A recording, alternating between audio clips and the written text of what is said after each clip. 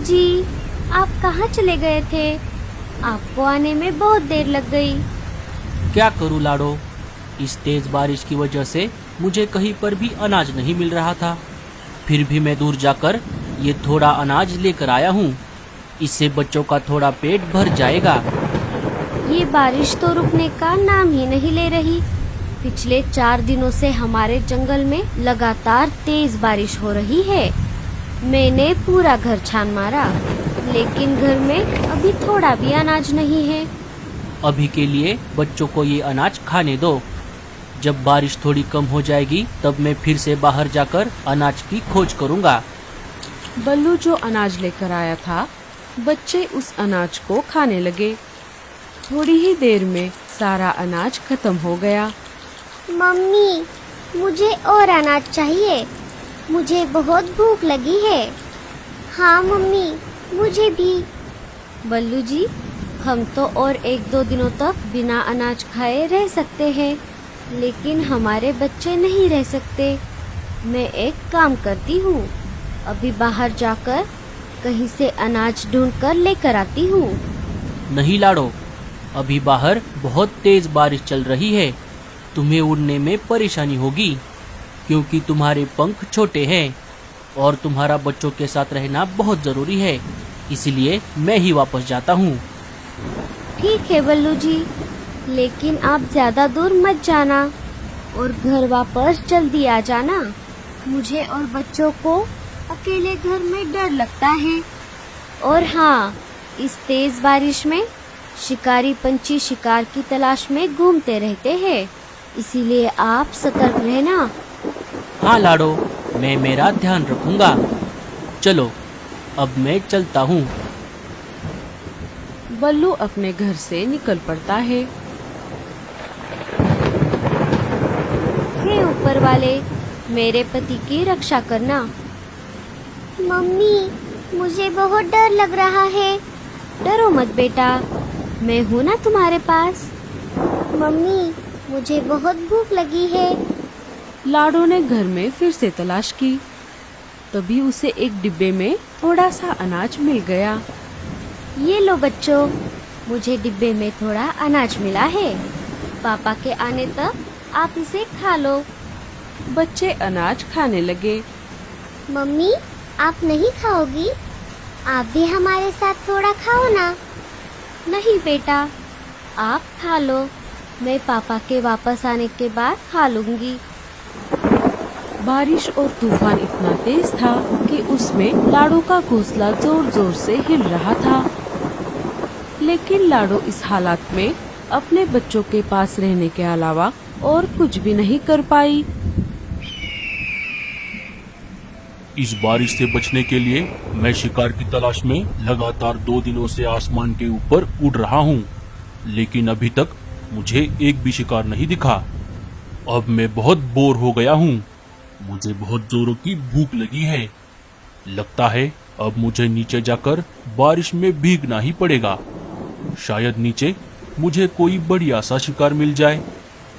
भजिया गर्मा गरम, भजिया गर्मा गरम, मैं तो खाऊंगी इनको गर्मा गरम। चील आसमान से नीचे आ जाता है और मीनू मौसी के घोंसले के बाजू वाले टहनी पर जाकर बैठ जाता है। चलो, अब मुझे जल्दी से किसी हट्टे कट्टे शिकार की तलाश करनी होगी। अगर मुझे पूरा परिवार मिल गया, जिनमें बच्चे भी शामिल हो, फिर तो मजा ही आ जाएगा। मीनू मौसी खिड़की से शिकारी पंछी को देख लेती है। अरे बाप रे, शिकारी चील, ये भला यहाँ पर क्या कर रहा है? चल मीनू, अब तेरा ऊपर जाने का समय आ गया है। अरे वाह, ये खुशबू कहाँ से आ रही है? अरे बाप रे, बचाओ, मुझे मत मारो। मैं तो एक बूढ़ी चिड़िया हूँ, मुझे मारकर तुम्हें क्या मिलेगा? अरे चुप कर, मैं तुझे नहीं खाऊंगा। मैं तो बस ये खुशबू सुनकर आया था। ये तुम क्या बना रही हो? मैं तो गर्मा गर्म पकोड़े तल रही थी। अरे वाह, पकोड़े तो मुझे बहुत पसंद है।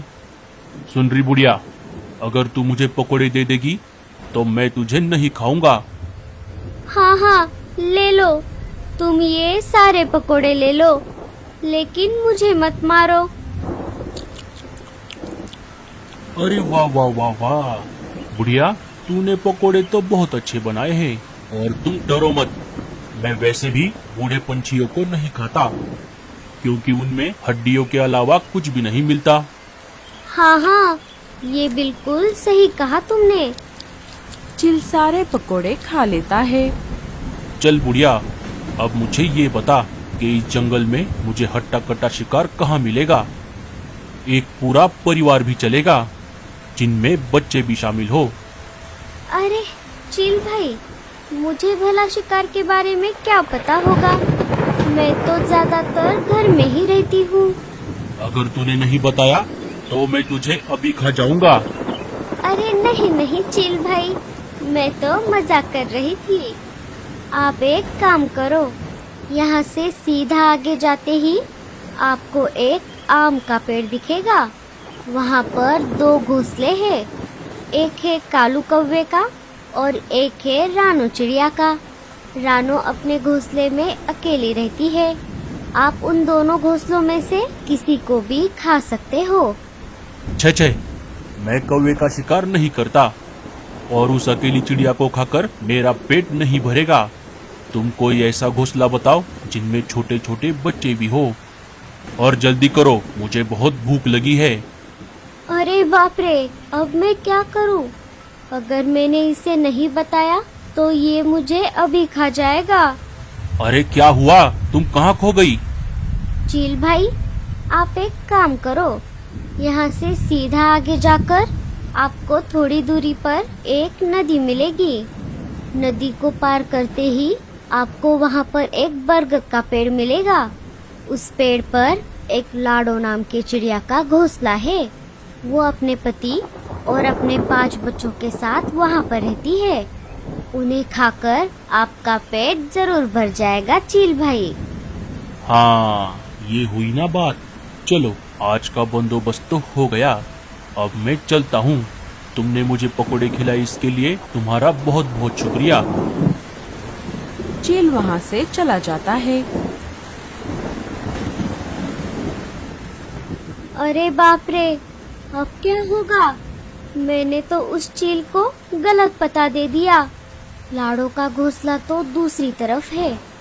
अगर वो वापस यहाँ पर आ गया तो वो मुझे नहीं छोड़ेगा। अब मुझे कैसे भी करके लाडो को ये बात बतानी होगी। मीनू मौसी वहाँ से लाडो के घर के तरफ निकल पड़ती है। इधर तेज तूफान और बारिश की वजह से लाडो का आधा घोंसला टूट जाता है और बारिश का पानी घोंसले के अंदर आने लगता है। अरे बाप रे, ये क्या हो गया? अब बारिश का पानी घोंसले के अंदर आ रहा है। अगर हम ऐसे ही भीगते रहे तो हम सब बीमार पड़ जाएंगे। मुझे बच्चों को लेकर घोंसले के बाहर जाना होगा। चलो बच्चों, हमें ये घोंसला छोड़ना होगा। लाडो और बच्चे घोंसले के बाहर आ जाते हैं। अरे मम्मी, वो देखो, लगता है ये घोंसला नीचे गिरने वाला है। बच्चे के ऐसा कहते ही घोंसला धड़ाम से नीचे गिर जाता है। अच्छा हुआ मम्मी, हम सब समय रहते बाहर आ गए, नहीं तो हम भी घोंसले के साथ साथ नीचे गिर जाते। मम्मी, अब हम इस तेज तूफान और बारिश में कहाँ जाएंगे? बच्चों, आप सब मेरे पीछे पीछे आ जाओ। मुझे हमें रहने के लिए एक अच्छी और सुरक्षित जगह पता है। वो घोंसला एक पेड़ के तने में बना हुआ है। वहाँ पर शिकारी पंछी भी नहीं आ सकते। बच्चे और लाडो वहाँ से निकल पड़ते हैं। उनके जाते ही मीनू मौसी वहाँ पर आ जाती है।